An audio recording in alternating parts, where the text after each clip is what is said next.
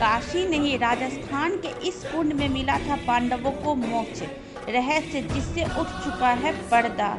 क्या आपने कभी सोचा है कि आखिर हिमालयन रेंज में जाने से पहले पांचों पांडव राजस्थान की उस खास जगह पर क्यों गए थे जिसे धर्म की जड़ कहा जाता है, जहां आज भी हिमालयन संतों को देखने का दावा किया जाता है, जो कुछ ही पलों बाद गायब हो जाते हैं। क्या आपने कभी सोचा है कि राजस्थान की बरखंडी का रहस्य क्या है? श्रीमद् भागवत गीता में लिखा गया है कि महाभारत का युद्ध जब शुरू भी नहीं हुआ था, जब कौरवों और पांडवों की सेनाएं कुरुक्षेत्र में सामने सामने थी, उस वक्त श्री कृष्ण के मित्र अर्जुन ने युद्ध करने से मना कर दिया था और अपने हथियार डाल दिए थे। वे नहीं चाहते थे कि राजपाट पाने के लिए उन्हें अपने परिवार के लोगों की खून बहाना पड़े।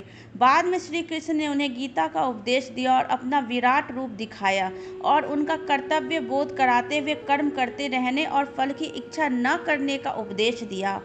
अर्जुन को ज्ञान प्राप्त हुआ और महाभारत का युद्ध हुआ, जिसमें कौरवों की पराजय हुई। पांडवों के कई सगे संबंधी युद्ध में मारे गए।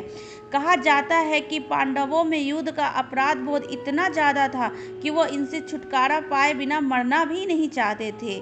इसलिए पांडवों ने अपनी पीड़ा भगवान श्री कृष्ण से कह सुनाई। श्री कृष्ण ने पांडवों के दर्द को भांपते हुए उन्हें इस अपराध बोध और पाप से मुक्ति मिलने का साधन बताया। भगवान श्री कृष्ण ने पांडवों से कहा कि आप सब स्वर्गारोहिणी यात्रा शुरू करने से पहले पवित्र सरोवरों और कुंड का स्नान करें। इससे आप सब मुक्त हो जाएंगे। ये स्नान यात्रा तब तक चलती रहनी चाहिए जब तक कि ऐसा कुंड या सरोवर न मिल जाए जहां स्नान करने से पांडवों के अस्त्र शस्त्र गल जाए। श्री कृष्ण की सलाह मानकर पांडव ऐसे कुंड की खोज में भारत भर में निकल पड़े जहां पर स्नान करने पर उनके अस्त्र शस्त्र गल जाते। अपनी यात्रा के दौरान उन्हें ऐसा कुंड मिला राजस्थान के झुंझुनू जिले में। ये वही कुंड है जिसे आज हम सूर्य कुंड के नाम से जानते हैं। कहते हैं कि इस कुंड में पांडवों के अस्त्र शस्त्र गल गए हैं। महाबली भीम की गदा और नकुल की तलवार सब गल गए। अर्जुन का धनुष और तुनीर युद्ध के बाद अर्जुन को वरुण देव को लौटा दिया गया था। पुष्कर के बाद लोहारगढ़ धाम दूसरा सबसे बड़ा तीर्थ स्थान है। इस जगह का संबंध भगवान परशुराम, शिव, सूर्य और विष्णु से भी है। हिमाद्री संकल्प में भी चतुर्गुप्त तीर्थों में लोहागढ़ तीर्थ का नाम उल्लेखनीय है। यही नहीं, इस तीर्थ स्थल का गर्ग संहिता पद्म पुराण में भी उल्लेख मिलता है। कुंड को सतयुग में ब्रह्मरीत, त्रेता युग में कांति कुई, द्वापर युग में शंखपुरी और कलयुग में लोहागढ़ के नाम से जाना जाता है। पानी की कमी वाले राजस्थान में शानदार कुंड का होना भी अपने आप में बड़ा आश्चर्य और रहस्य से भरा है।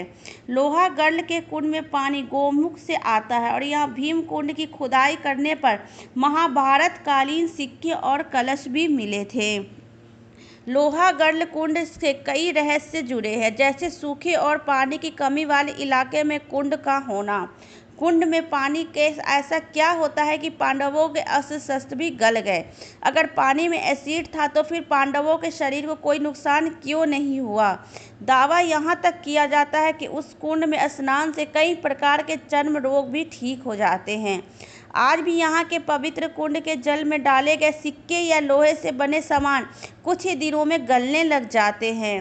अरावली पर्वतमालाओं के बीच इस लोहागढ़ धाम की परिक्रमा का भी विधान है।